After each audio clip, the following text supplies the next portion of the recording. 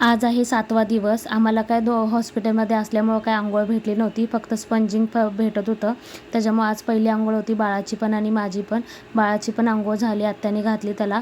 माझी पण अंघोळ झाली. मी पण अंघोळ झाल्याच्या नंतर ना रव्याची खीर असते ना ती खायला घेतले. त्याच्यानंतर खीर खाऊन झाल्याच्या नंतर आज बाळाची 7वीचं पूजन असतं. न्हाणी पूजन असं म्हणतात त्याला. ते चालू होतं. आज दिवे 2 बनवलेले होते आत्यानी. एक दिवा ठेवलेला होता टोपामध्ये पाणी तापवायचं आणि एक ठेवलेला होता बाथरूममध्ये बादलीमध्ये आणि तो झाकायचा असतो. आणि नंतर मग तो असंच ठेवायचा आणि त्याच्यानंतर मग सगळ्या बायकांनी ना हळदी कुंकू लावतात टोपाला पण आणि बालदीला पण. मग लावून झाल्याच्या नंतर मला पण हळदी कुंकू लावतात आणि त्याच्यानंतर बाळाला घेऊन असं ना बघायचं असतं असं उघडून आणि काय बघते तर माणिक मोती म्हणायचं आणि कोणाचं माणिक मोती असं म्हणतात ते तर म्हणायचं अभिजित रावांचं असं काहीतरी असतं.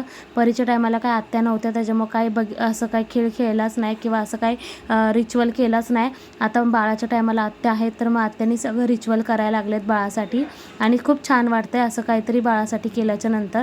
बाथरूममध्ये पण असंच असतं, हळदी कुंकू लावतात आणि असंच बोलायचं असतं. त्याच्यानंतर ते झाल्याच्या नंतर आज पहिल्यांदाच पप्पांनी बाळाला घेतलेलं होतं आणि ह्याच्या आधी पण घेतलेलं होतं पण आज सगळ्यात पहिल्यांदा बाळाला बाबांनी घेतलेलं होतं.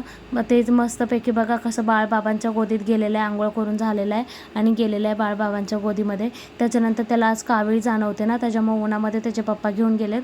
थोड्या वेळाने लगेच मला बघा हळीव दिल्या प्यायला. त्याच्यानंतर दुपारी ना परीच्या मामाने ना खूप सारे नारळ आणलेले होते तर तो फोडून द्यायचं काम चाललं होतं त्याचं.